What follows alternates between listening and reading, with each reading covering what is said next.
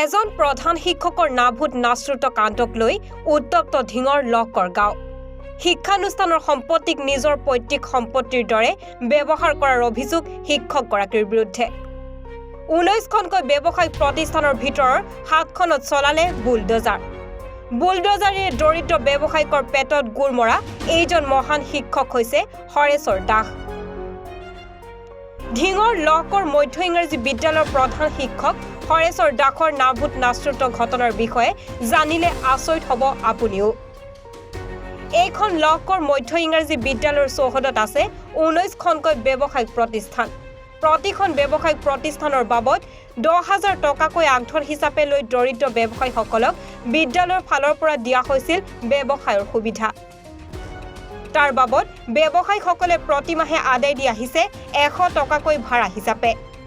বিদ্যালয় চৌহদত থকা 19খনকৈ ব্যৱসায়িক প্ৰতিষ্ঠানৰ ভিতৰত প্ৰধান শিক্ষক হৰেশ্বৰ দাসে নিজেও নিজাববীয়াকৈ কৰি ৰাখিছে এখন ব্যৱসায়িক প্ৰতিষ্ঠান। তাৰ মাজত আছে এখন জিৰণি চৰাও। সেই জিৰণি চৰাক লৈ প্ৰধান শিক্ষক হৰেশ্বৰ দাস আৰু একাংশ ব্যৱসায়িকৰ মাজত সৃষ্টি হৈছিল বিতৰ্কৰ। সেই বিতৰ্ক এতিয়া গৈ পালে বুলডোজাৰ। জিৰণি চৰাক লৈ সৃষ্টি হোৱা বিতৰ্কৰ বাবেই প্ৰধান শিক্ষক হৰেশ্বৰ দাসে একাংশ ব্যৱসায়ীৰ বিৰুদ্ধে চৰকাৰৰ ওচৰত দাখিল কৰিছিল অভিযোগ। উক্ত অভিযোগৰ ভিত্তিত আজি ধিঙৰ প্ৰশাসনে 7খনকৈ ব্যৱসায়িক প্ৰতিষ্ঠানত চলালে উচ্ছেদ। কিন্তু থাকি গ'ল হৰেশ্বৰ দাসৰ নিজৰ ব্যক্তিগত ব্যৱসায়িক প্ৰতিষ্ঠানৰ লগতে বাকী 12খনকৈ দোকান। প্ৰধান শিক্ষকৰ এনে নাভূত নাশ্ৰুত কৰ্মকাণ্ডক লৈ লকৰত সৃষ্টি হৈছে তীব্ৰ চাঞ্চল্যৰ। ৰাইজে অভিযোগ কৰিব পাৰে। মই বিদ্যালয়ৰ প্ৰধান শিক্ষক হিচাপে ক'ব বিচাৰোঁ, মোৰ ইয়াত যেতিয়া জিৰণি চৰা আছিলে, এই জিৰণি চৰা সম্পৰ্কত যিমান চাফা কৰিবলৈ যেতিয়া পৰিষ্কাৰ কৰি যাওঁ গুণোৎসৱৰ আগতে, কিন্তু ৰাইজৰ তাৰে কিছু ব্যক্তিয়ে আহি পেলাই, দোকানী কেইজনমানে আহি পেলাই আমাৰ কৰ্মচাৰীক আৰু আমাৰ বিদ্যালয়ৰ মানে যিখিনি লেবাৰ লগাইছে তেওঁলোকক বিভিন্ন ধৰণৰ অশ্লীল ভাষাৰে আমাক ভাবুকি প্ৰদৰ্শন কৰিলে। সেই সম্পৰ্কতহে মই এয়া উপায় নাপাই তেওঁলোকৰ দুবাৰ আলোচনাটো বহিলোঁ। আলোচনা তেওঁলোকে সফল নোহোৱাৰ পিছত আৰু মই সেইকাৰণে অসম চৰকাৰৰ সহায় ল'ব বিচাৰিবলগীয়া হ'ল। যিকেইখন দোকান ভাঙা গৈছে তেখেতসকলৰ বিৰুদ্ধে আপুনি কিবা অভিযোগ কৰিছিল? অভিযোগ কৰিছিল তেওঁলোকৰ বিৰুদ্ধে চৰকাৰৰ ওচৰত, আৰু সেই অভিযোগৰ ভিত্তিত আজি সেই অভিযোগৰ ভিত্তিতে আজি হেৰিটো হৈছে। আৰু বাকী যিকেইখন দোকান এভেকশ্যন হোৱা নাই কি ক'ব? বাকী তেওঁলোকে আমাক আজিলৈকে আমাৰ পক্ষতে আছে। আমি যি সময়মতে যি কথা কওঁ তেওঁলোকে আমাৰ মতে কাম কৰে। স্কুলৰ পৰিৱেশগত বিবেচনা নকৰে, তেওঁলোকে আমাৰ লগত জড়িত হৈ থাকে। কিছু লোকে অভিযোগ কৰিছে যে আপোনাৰো তাতে দোকান আছে, কিন্তু আমি তেতিয়া চৰকাৰীকৰণ নাছিলে।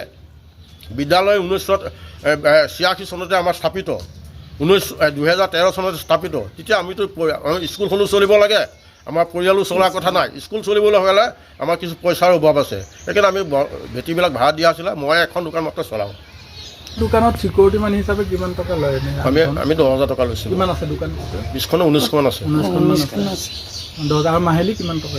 মাহিলী হেৰি মাত্ৰ 100 টকাকৈ দিয়ে ভেটি ভাড়া। 100 টকাকৈ। নাই চবেই মানে মাজতে আজি 9 মাহ বন্ধ হৈ গৈছিলে। 9 মাহ যেতিয়া সেই কাজিয়াখন হৈ গ'ল, আমাৰ স্কুলত যেতিয়া বেয়া ব্যৱহাৰ কৰিলে তেতিয়াৰ পৰা দিয়া নাছিলে।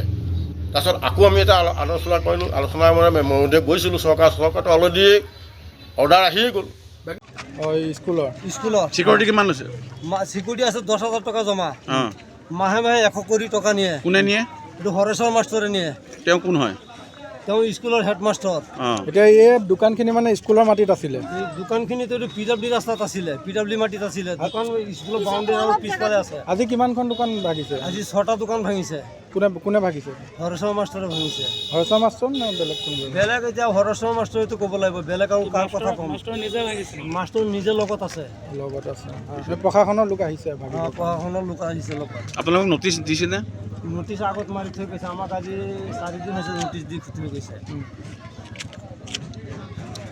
কি ক'ব আপুনি? এতিয়া দোকান ভাঙিলে কি ক'ম আমি? এতিয়া দোকান ভাঙিছে, মাহে পইচা নিছে। সবেই ভাঙিব লাগে।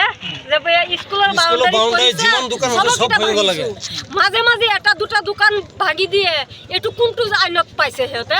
হা, স্কুল খালি এটা দুটা দোকান নেকি স্কুলৰ সন্মুখত পৰিছে? আৰু কি স্কুলৰ সন্মুখত কি আৰু বাউণ্ডাৰীত কি দোকান নাই নেকি?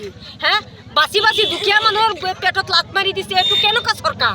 হ্যাঁ চৰকাৰে কৰিছে না মাষ্টৰে কৰিছে মাষ্টৰ তো মোৰ তাৰপৰা পইচা লৈছে চবৰ দোকানৰ পৰা পইচা লৈছে 10,000 টকা লৈছে সিকিউৰিটি মাহে মাহে 100 লৈ আছে কিমান দিন আগত লৈছিল পইচা আজি 5-6 বছৰ আগত লৈছে টকা 5-6 বছৰ আগত টকাটো লৈছে মাহিলী 100 কৰি মাহিলী লৈ যা মানে তেওঁ ভাড়া লয় দোকান ভাড়া লয় দোকানৰ পৰা তাৰ গোটেইখিনি মাটি দোকানটো পৰা নাই মানে বজাৰৰ কিনাৰত পৰিছে সেইখিনি বা তাৰ পিছত স্কুলৰ অলপখিনি মাটি আছে সেই অলপখিনি মাটিৰ কাৰণে 10,000 টকা সিকিউৰিটি লৈছে আৰু এই মাহে মাহে ভাড়া লৈ আছে ভাড়া যে লয় মাহে মাহে আপোনালোক কিবা কাগজ দিয়ে নেকি আছে ৰিচিভ আছে আমাৰ তাত ভাড়া দিয়া ৰিচিভ আছে আছে ৰিচিভ আছে অঁ কি ক'ব আৰু এতিয়া হিমন্ত কি বিচাৰটো কৰে আমাৰ গৰীবৰ বিচাৰটো কৰি মোক এইটো দিব লাগিব ঢিঙৰ পৰা ছাইদুল ইছলামৰ ৰিপৰ্ট এনিফাৰত 24